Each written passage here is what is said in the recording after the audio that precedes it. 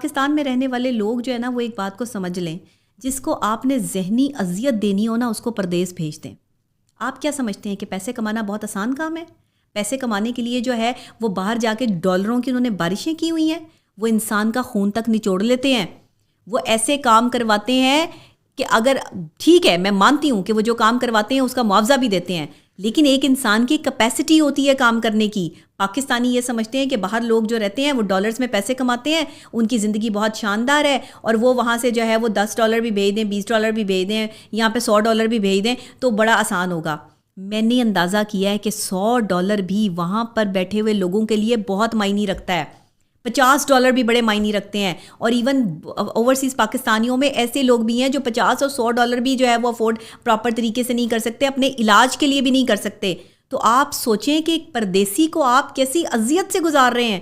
آپ نے تو اپنے خرچے چلانے کے لیے, اپنے معاملات چلانے کے لیے پاکستان میں جو ہے وہ یہاں پر اپنے لیے آسان اور کمفرٹ لائف لینے کے لیے جو ہے وہ اپنے بھائی کو, اپنے بیٹے کو اور اپنے شوہر کو باہر بھیج دیا کہ جاؤ باہر سے کما کے جو ہے وہ بھیجتے رہو. لیکن کبھی سوچا ہے کہ وہ کس اذیت کا جو ہے وہاں شکار ہے؟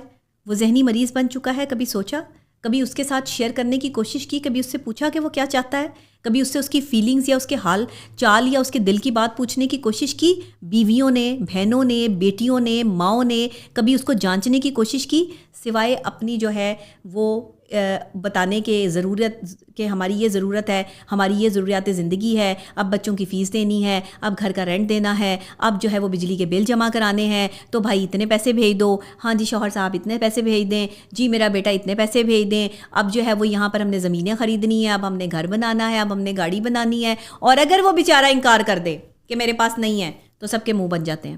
سب ایسے منہ بنا لیتے ہیں جیسے پتہ نہیں سب نے پیسے لگا کے اس کو باہر بھیجا تھا اور وہ پیسے جو ہے وہ واپس نہیں کر رہا, ایسے جیسے وہ کوئی جاگیر ہے کسی کی اور وہ جو ہے خریدا ہوا ہے اس کو. کسی کی ذہنی صحت کا کوئی خیال ہی نہیں ہے. مجھے حیرت ہوتی ہے پاکستانیوں پر کہ جن کے بھائی بیٹے شوہر جو ہیں وہ باہر کے ملک میں رہتے ہیں, ان کو کیسی اذیت دے رہے ہوتے ہیں آپ, کیسے ان کو جو ہے وہ تکلیف دے رہے ہوتے ہیں کہ اس کو جو ہے وہ پردیس میں وہ اپنے کس طرح سے وہ قدم جماتا ہے, کس طریقے سے وہ وہاں جا کے محنت کرتا ہے. اس کو نفسیاتی مریض بنانے میں زیادہ تر ہاتھ اپنے رشتہ داروں کا ہوتا ہے.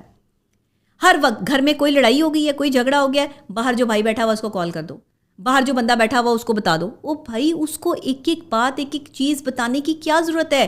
اس کی اپنی ایک لائف کتنی سٹرگل والی وہاں گزر رہی ہے, وہ کتنی اذیت کا شکار ہے, وہ کتنی پرابلم میں ہے, وہ کتنا پریشان ہے. آپ کو اس چیز کا احساس نہیں ہے؟ آپ کو صرف اپنی پڑی ہے, یا تو وہ آپ کو پیسے بھیجتا رہے, یا وہ آپ کو جو ہے وہ گفٹس بھیجتے رہے وہاں سے, یا وہ اگر کسی کی بیٹیاں بھی باہر ہیں تو اس کی یہی کوشش ہوتی ہے کہ میری بیٹی مجھے جو ہے وہ وہاں سے گفٹ بھیجتی رہے. میری بیٹی تو میرے لیے کچھ کرتی ہی نہیں ہے, وہ تو میرا سوچتی ہی نہیں ہے, اس کو تو اپنے ماں باپ کا, اپنے بہن بھائیوں کا احساس ہی نہیں ہے. ساری زندگی احساس کرنے کے بعد بھی جو 4 دن احساس نہیں کرتا اوورسیز, اس کو جو ہے وہ تانے سننے پڑ جاتے ہیں.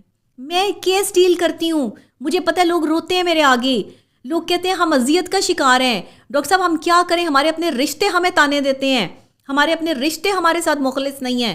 کیوں کرتے ہیں آپ لوگ ایسے؟